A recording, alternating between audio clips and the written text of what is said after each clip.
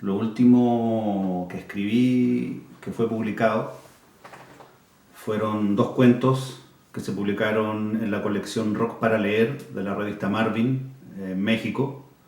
La revista Marvin es una revista especializada en música, rock, pop, cine, cultura popular.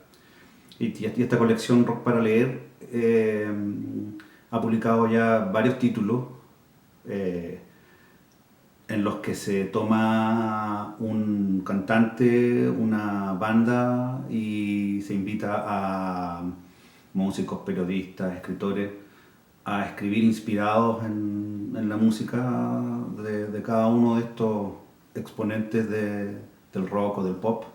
Y cada uno de estos cuentos va acompañado de una ilustración. Son alrededor de 20, me parece, 20, 23 autores por lo general, tanto narradores como ilustradores. Y yo participé la primera vez en el libro dedicado a Café Tacuba, que contó con un prólogo del vocalista de Café Tacuba, y luego de Café Tacuba me invitaron a participar del Rock para Leer dedicado a David Bowie. Ese cuento lo escribí poco después del fallecimiento de Bowie, y también me invitaron a escribir para el The Cure. El libro de Bowie se llama Manual de Amor Moderno para Aliens, y el dedicado a The Cure se llama Canciones de Cuna para Desintegrarse. Esos dos libros se publicaron durante el primer y el segundo semestre del 2019 y son lo último que se ha publicado en cuanto a literatura. La última novela que publiqué se llama Sweet Dreams, publicada por el Pudú, la editorial Pudú, y ese libro contó con un fondo de edición del Consejo de la Cultura, las Artes y el Patrimonio.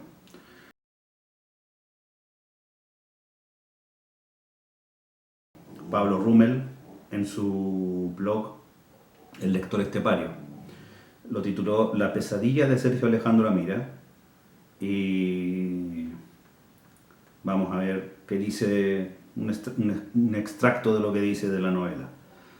Sweet Dreams tiene como centro la voz de un narrador que nos muestra la fisura y descomposición de su mundo personal, mundo en que ni el trabajo ni el amor han servido como anclajes para evitar el desastre. ¿Debo seguir viviendo o mejor aprieto el gatillo? El narrador se hace cargo de todas esas fuertes pulsiones autodestructivas, mostrándonos que nada tienen que ver con la posición social, el éxito mediático o la ostentación de bienes. De hecho, el narrador protagonista ha sorteado los principales obstáculos como para lograr conquistar su propio metro cuadrado. Está casado, tiene una hija, una mujer bella y adinerada, hogar propio e incluso es escritor, y no le va nada de mal con las ventas. Como toda novela que se alza por sobre las convencionales, el libro discurre por múltiples carriles en las que las interpretaciones y las lecturas van corriendo dispares al interior de los ríos y las aguas que arrastra la prosa de Amira. No es exagerado decir que la novela se trata nada más y nada menos que de un escritor que ha extraviado el camino y que gran parte de lo que, entre paréntesis, lee, sucede, ocurre en su mente. Pero lo que ocurre en su mente, las dislocaciones e idas y venidas por distintos recuerdos, fantasmagorías, contaminan e invaden la noción de plenitud y unidad del sujeto narrativo, dejando al descubierto algo que siempre hemos sospechado de los demás, e incluso de nosotros mismos, que no somos más que marionetas ancladas en un escenario de utilería. Este año se tiene que publicar la reedición de mi primera novela que se publicó el año 2007, Identidad Suspendida, una novela de ciencia ficción, cyberpunk. También obtuve el año pasado un fondo del libro para su edición.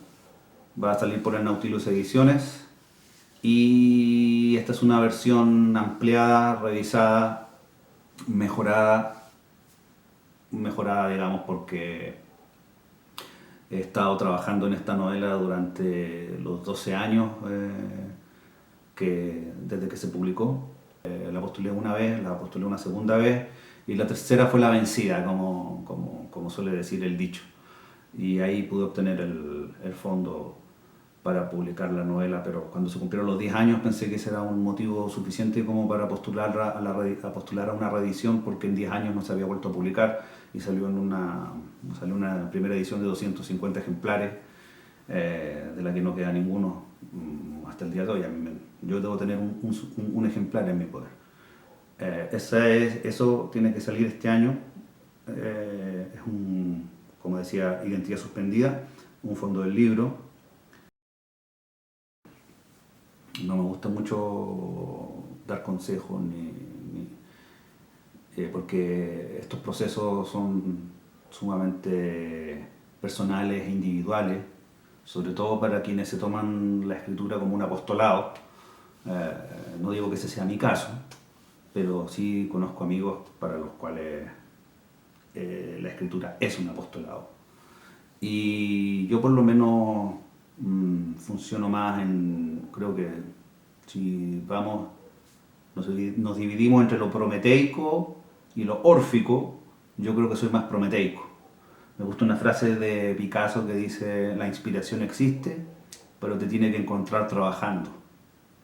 En ese sentido me considero prometeico por, por lo del trabajo, de que por lo general cuando encuentro algo o sigo el hilo narrativo de algo es porque me he encontrado desarrollándolo, desmadejándolo, que tiene que ver mucho con mi formación también de pintor, que yo de la pintura derivé a la escritura. Y por lo general cuando escribo novela y cuando escribo guiones de cómics, siempre escribo a partir de un personaje. Entonces el consejo que cuando me piden algún consejo, digo, por lo menos lo que me funciona a mí, es primero crear a los personajes, concebir al personaje en toda su dimensión, junto con los personajes secundarios. Por ejemplo, me gusta dar el ejemplo de Spider-Man. Spider-Man es Peter Parker, y sabemos tan bien que Spider-Man es Peter Parker como viceversa. Peter Parker tiene al tío Ben, que falleció y que lo motivó con su famosa frase: un gran poder conlleva una gran responsabilidad. Y su muerte también, que Peter haya fallado al dejar libre al delincuente que posteriormente asesinaría a su tío. Está la tía May, la abnegada tía May, está Mary Jane Watson y está Gwen Stacy. Está un sinnúmero de amigos y de villanos. Entonces, todo eso enriquece al personaje. Yo digo, partir por ahí, crear un personaje con todo su grupo familiar, sus amistades, sus enemistades, qué es lo que hace, si es un superhéroe, no importa si es un superhéroe o trabaja en un McDonald's, da lo mismo. Todos nosotros tenemos un círculo de amistades, una profesión que el escritor, el desafío es hacer interesante cualquier vida, en el fondo, y todas las vidas son interesantes, dependiendo de cómo se cuenten. Entonces, cuando uno tiene un personaje interesante, los personajes sobreviven a las historias. Muchos de nosotros sabemos que existe, por ejemplo, Tarzán, Sherlock Holmes. Algunos que han leído un poco más y han investigado un poco más, por ejemplo, conocen a Doc Savage, a The Shadow, todos estos héroes de la época del pulp. Todos sabemos quién es Robin Hood, por ejemplo, pero muy pocos de nosotros tal vez han leído historias, o el Rey Arturo, ahí tenemos otro ejemplo, o personajes que han trascendido en el tiempo y que están esparcidos por distintos tipos de historias, de narrativas, de cómics, de películas, hay muchas versiones. Por ejemplo, Robin Hood, como decíamos hace un rato. El zorro. ¿Pero alguien ha leído algún libro del zorro? No, pero todos sabemos quién es el zorro. Entonces, los personajes por lo general, cuando están muy bien construidos, son icónicos y todo eso, sobreviven a las obras, sobreviven a sus propios autores. Mucha gente conoce más a Sherlock Holmes que a Arthur Conan Doyle, por ejemplo. O mucha gente ubica a Tarzán, pero no sabe que lo creó Edgar Rice Burroughs. En fin. Entonces, por ahí va la cosa. Y eso no me pasa, lo de los personajes no me ocurre cuando escribo cuentos. Porque un cuento para mí es sobre la historia. O se me ocurre una historia. Podría contar, en este cuento podría contar esta historia. Y por lo tanto ahí trabajo más la historia, los personajes son los que apoyan la posibilidad de narrar esta historia. Como por ejemplo podría ser el caso del cuento de David Bowie, el cuento inspirado en Bowie o el cuento inspirado en The Cure. Ahí tenía la idea para las historias y desarrollando la historia surgieron los personajes. En cambio, cuando hago una novela, cuando pienso una novela, por lo general primero tengo pensado al personaje, al protagonista, y luego me pongo a escribir lo que le pasa al protagonista, porque lo tengo eh, de una manera, construido de tal manera que es simplemente como empezar a atestiguar lo que le ocurre y el proceso para el cual seamos testigos de esto es escribir. Y lo mismo me pasa con los guiones de cómics, que he escrito muchos guiones para, por ejemplo, Mitómano Comics, con personajes que ya existían y he creado algunos otros personajes para apoyar a esos personajes ya existentes. Por ejemplo, en el caso de Z, que era un personaje que estaba ahí solo y yo le creé a su familia, a sus hermanos, eh, que me dije, bueno, tenía padres, pero los padres murieron en un accidente y de ahí se hicieron cargo sus hermanos mayores. Él tiene una hermana gemela y tiene dos hermanos mayores más y una hermana menor.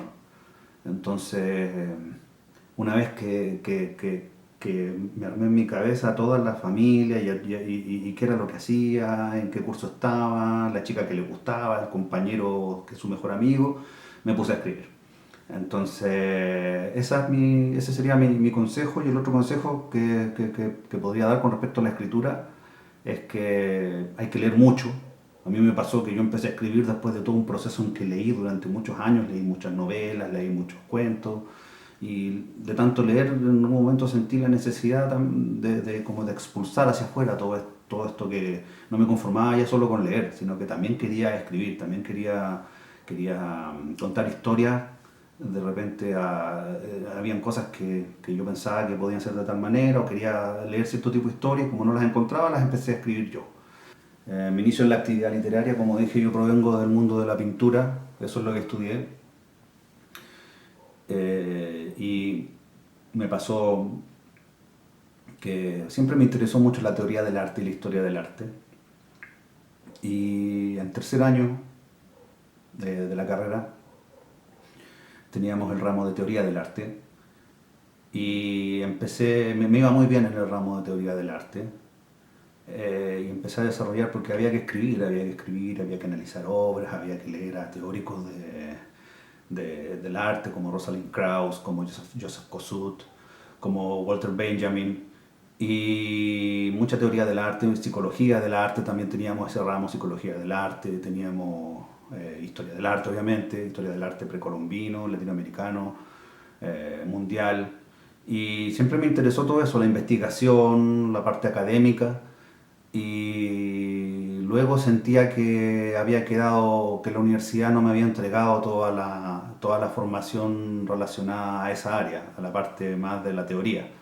Entonces decidí tomar un magíster en artes visuales en la Universidad de Chile y ahí teníamos ramos como retórica, poética, metodología de distintas cosas. Entonces tuve muy buenos profesores y uno de ellos en particular, Roberto Merino, que es un gran cronista, tenía clases con él y en un momento nos hizo hacer un ejercicio de hacer la biografía de un personaje inexistente, inspirados en un libro de Marcel Shaw.